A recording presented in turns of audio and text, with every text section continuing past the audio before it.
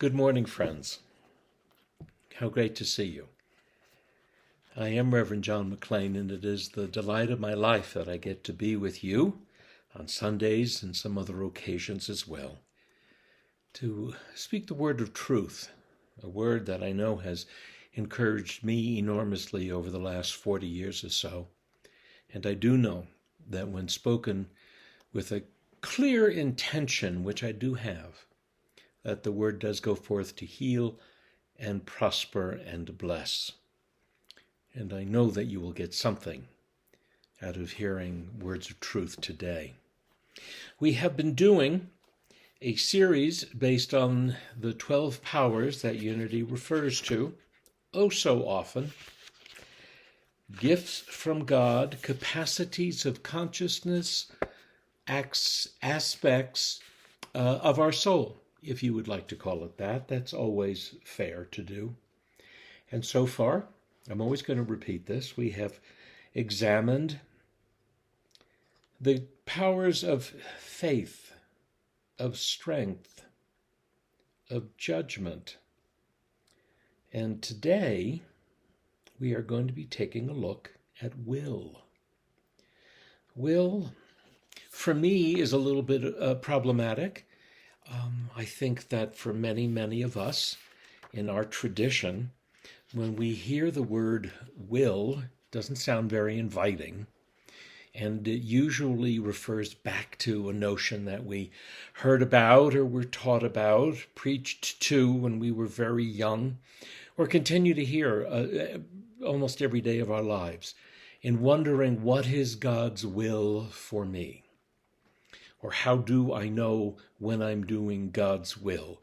When we say the Lord's Prayer, we say, "Thy will be done." And, that can be kind of confusing if you take it in a literal way. Understanding as we do, and this is the great freedom of our teaching, that there is no sky God who is watching or punishing. But God is the creative principle of the universe. It is the very vitality that supports all of life, including yours and mine. When I ask myself, what is God's will? I think it's also fair to say, well, it's fair to say, what do you think about it? And then also, well, let's take a look at this from a larger point of view. Well, what would you say God's will for the planet is? I can't wait for the answer because I can't hear you. But if we said, what is God's will for the planet? I think almost every one of us would say, well, God's will for the planet is to be abundant, is to provide a health-filled environment for all living things to flourish. That seems obvious to me. Yes, does it seem obvious to you? I hope so. And then as an aspect of nature, you and I both are part of this unfolding nature, the system of life on planet Earth. Well, what would God's will, when we look at it that way, what would God's will for us to be? If God's will for planet Earth, and I'm looking, I can see a window right over the top of my computer when I'm recording this. I see mountains in the way back. I see a variety of trees and plant life and bird life, which is so plentiful where I live. Well, God's will is that they would be fruitful and multiply. And what is God's will for you? That you would be filled with vitality and health, and that you in your own life would bear fruit. And because we've been given the gift of consciousness, well, the gift we're going to give is going to be up to us, is it not? Okay. Now that I find you agree with me, we can move on. Will, in this book that I'm basing the series on, because there's something so simple and usable and gettable about it. How to Use Your 12 Gifts from God by William Warch, about the 12 powers in unity. How to use your 12 gifts from God. This is how he defines will. And I rather like this. It's not the same thing as God's will. He says, will is my ability to freely be in accord with God. How good is that? Will is my ability to freely be in accord with God. And whatever your definition of God is, please make sure it's good. It's good. That it's a prospering, healing, generative principle. The author goes on to say, will is always seeking goodness for all. My ability to make choices, when it's exercised skillfully and generously, is always going to be seeking goodness for all. You know, often that we say you can pray for anything you want as long as you're willing to have everybody else have the same good that you want, then go for it, right? And the third idea that the author has is, will is my directive power that determines character formation. Will is my directive power that determines character formation. Okay. These are exciting ideas to me. Will is my ability to choose to be in accord with the God of my understanding. And you know, I know that I've used this once before, but when I first heard it a mere 5 years ago, this was an eye-opener for me. In the Episcopal Catechism, question number 1 is, what are we human beings by nature? By nature, we are part of God's creation, therefore made in the image of God. No argument there. 2, what does it mean to be created in the image of God? And we are offered here the same answer as Unity and our author gives us. To be created in the image of God means that we are free to make choices. In love, to forgive, to create, to reason, and to live in harmony with creation and with the God of our understanding. How about that, huh?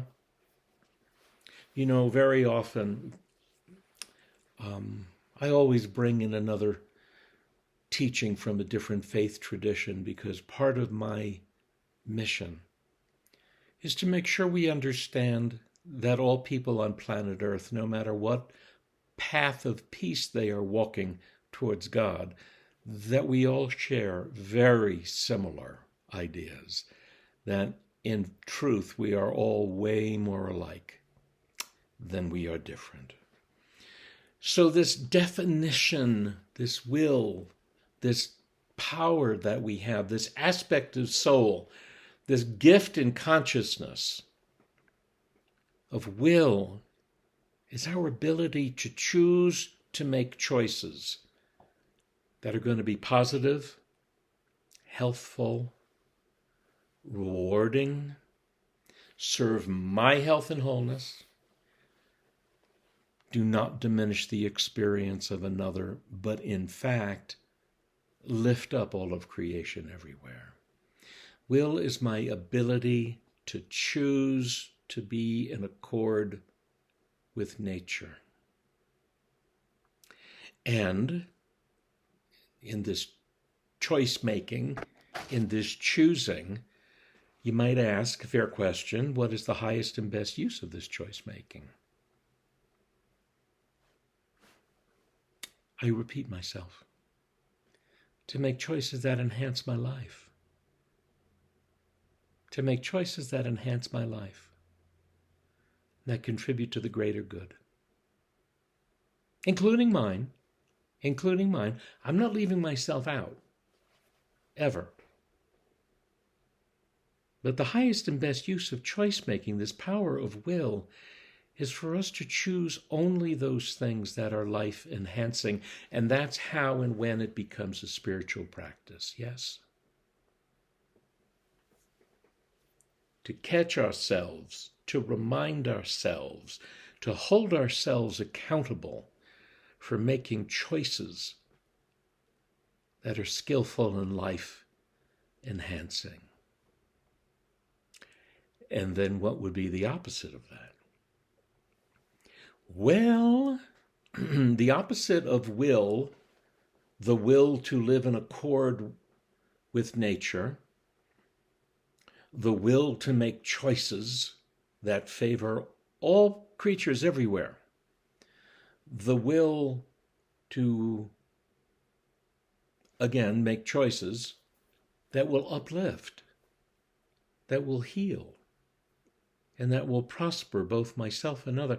Well, the opposite of that is willfulness. There's a willingness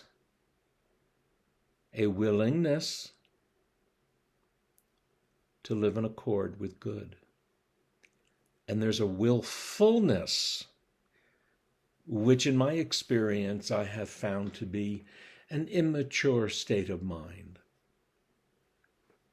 or a less than fully realized state of mind. When we are willful, we are self-centered. When we are self-centered, we do not believe that there is plenty. We do not believe that if that person over there has something good, that I could have good too. When we are willful and don't have a fully adult, a fully realized vision of the nature of the world itself, which is abundant, yes? The nature of the cosmos itself is abundant. Willfulness will tend to isolate us. What this isolation also often looks like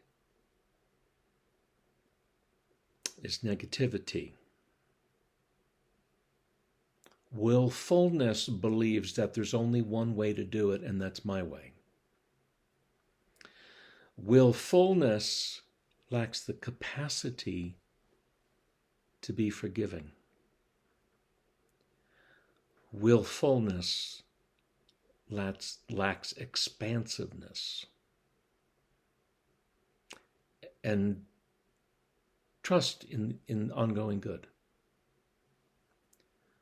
Willfulness can be obnoxious, can be controlling, can be bossy. None of these are effective traits or effective habits. And you know, it may be the only thing that was modeled for us. But you have come into a spiritual teaching and a spiritual community that is based on willingness. And will and willingness is the gateway to all good. It is the gateway to all good. If you find yourself, and you know, every one of us, if you have the ability to be in church today, or even to remotely follow what I'm saying, all of us has enough self-awareness to know if and when we lack trust in others, to know that we really would be better off if we could let something go but we won't. Every one of us knows when we're being unforgiving, or judgmental, or obnoxious, or controlling, or bossy. And nobody wants to be like that. We all want to be skillful. And in the execution of effectiveness, we want to be gracious too. We want to be gracious too. And I know that's what everybody wants. I really do believe that. Your spiritual practice exists to open your eyes, that you would be alert and aware to the truth, the simple truth of nature. That even when there are horrible things that happen on the planet of fires and devastation, that nature heals itself. It knows how to do that. Most of the time, things that we have in our body that need to be healed, the body knows how to heal it all by itself. This is trustworthiness.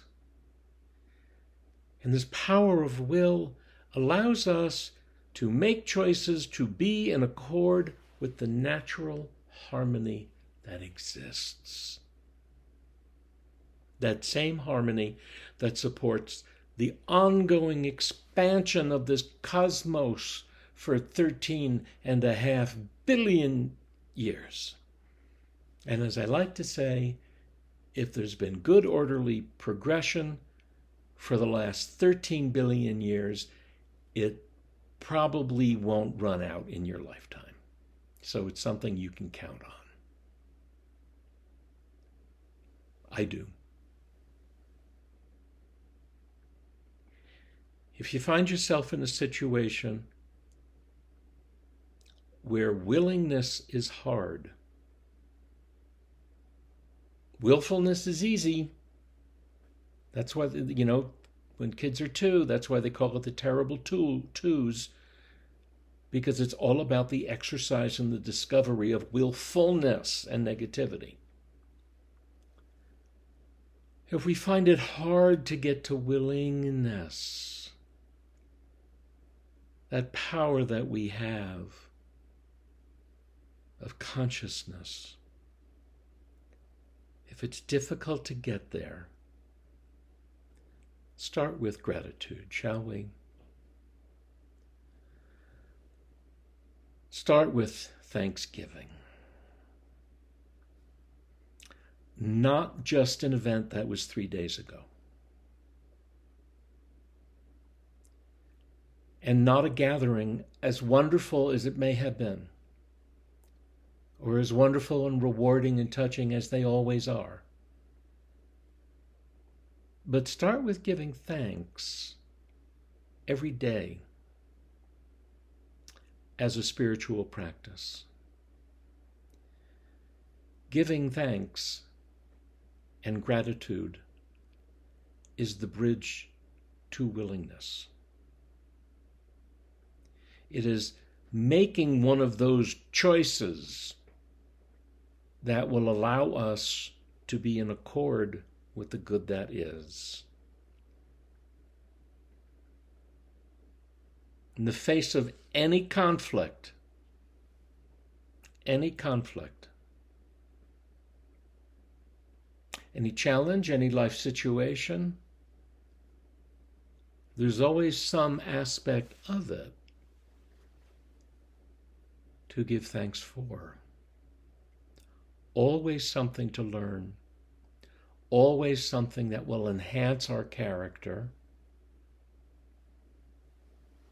Always something, as it is in the epistles, in all things give thanks. Not for all things.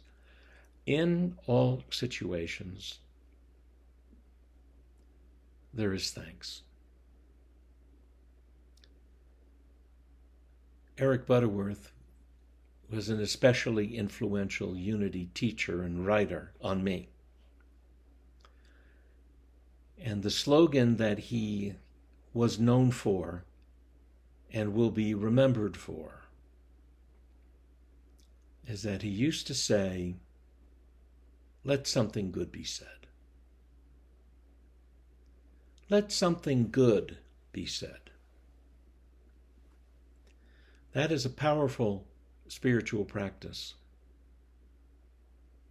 And that is using your power of will to make a choice to be in accord with the unfolding of good in this world.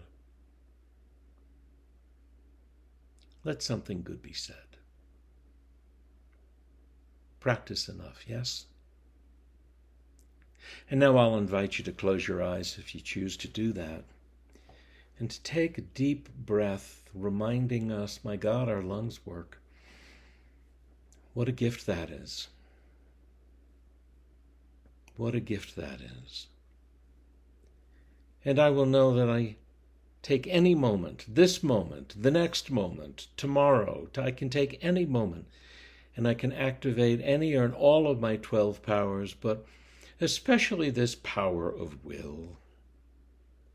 This ability to make choices, to be in accord, to live in a deep sense of harmony with the way nature unfolds, which is always for good.